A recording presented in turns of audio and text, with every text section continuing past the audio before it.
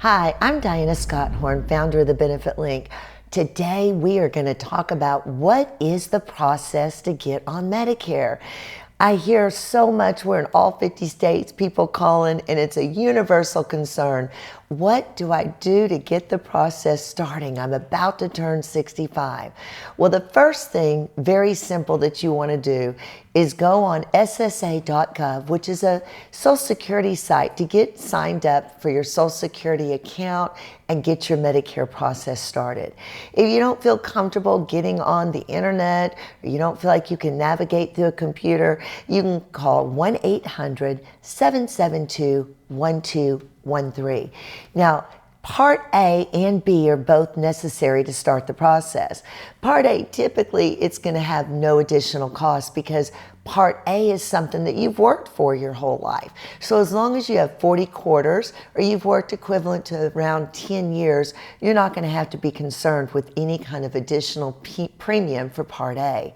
Part B, which is your outpatient services, that there's going to be a $164.90 charge that will either, if you're going to draw Social Security, come directly out of your Social Security, or you can set up an account to have it drafted or a coupon booklet, but everybody has to pay into Part B.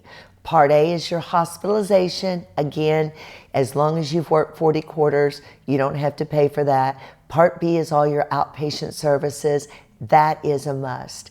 You do have to have Part A and Part B to have any additional coverage to supplement your Medicare.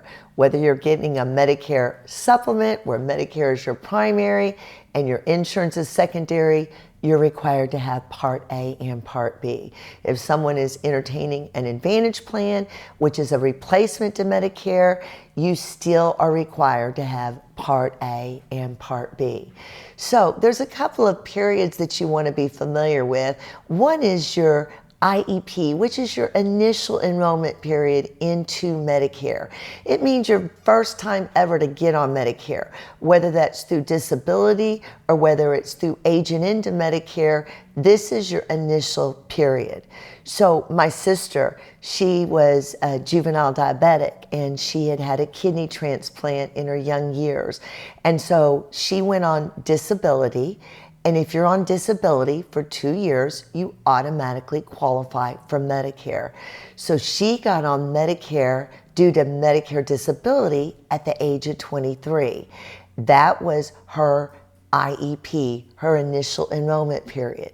You also have an open enrollment period when you are just aging into Medicare, even if you've been on disability, but now you're aging in, meaning you're in your window 6 months before turning 65, where you have an open enrollment period to get any type of insurance, even in the event you've been on disability and you have a pre-existing condition.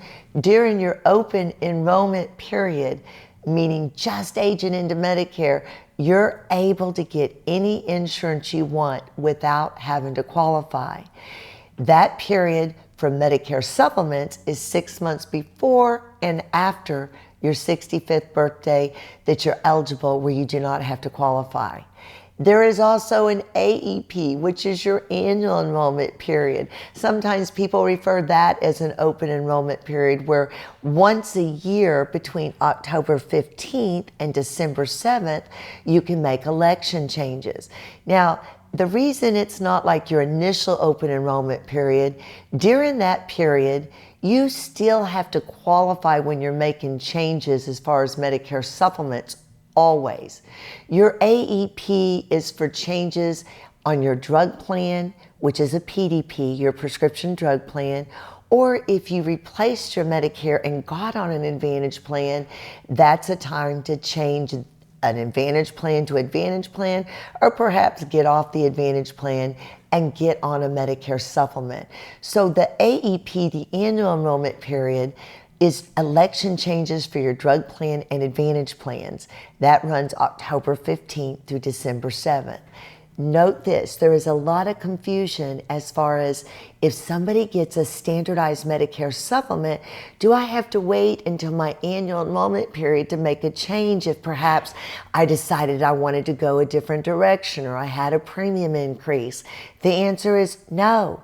You do not have to wait for your enrollment period, your annual enrollment period in October. You can make a change to your Medicare supplement anytime you want. You just have to qualify. So people get that confused a lot. They have pre-existing conditions and they think, oh, I'll just wait until my annual enrollment period and get on another Medicare supplement during that time because I don't have to qualify. That's incorrect.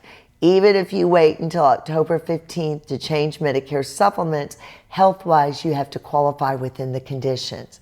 So you have your open enrollment period, which is just aging into Medicare. You have your initial enrollment period, your very first time to get on Medicare. And then you have your annual enrollment period, which is your election period, October 15th through December 7th, to make changes on perhaps an Advantage plan or a prescription drug plan. Now, if you feel like, oh my goodness, January rolls around and you've made a mistake and perhaps you didn't want to replace your Medicare and you want to make a change, know this, they actually have a disenrollment period from January 1st till March 31st as well, meaning you can get off of an Advantage plan, get back on traditional Medicare, and get a supplement. I know this is a lot of information and you can understand why people get confused and why it can be overwhelming trying to go through a whole Medicare book. So I have a simple little solution for you. If you want some more clarification, you want somebody to guide you through the process, or perhaps you want somebody to help you get your Social Security account set up, please call the number at the bottom of the screen, and the benefit links has advocates that are available to help you free of charge. We're here to serve you. So I hope this has been a little more informative, and I want you to have a blessed day and have a wonderful open enrollment period. God bless you.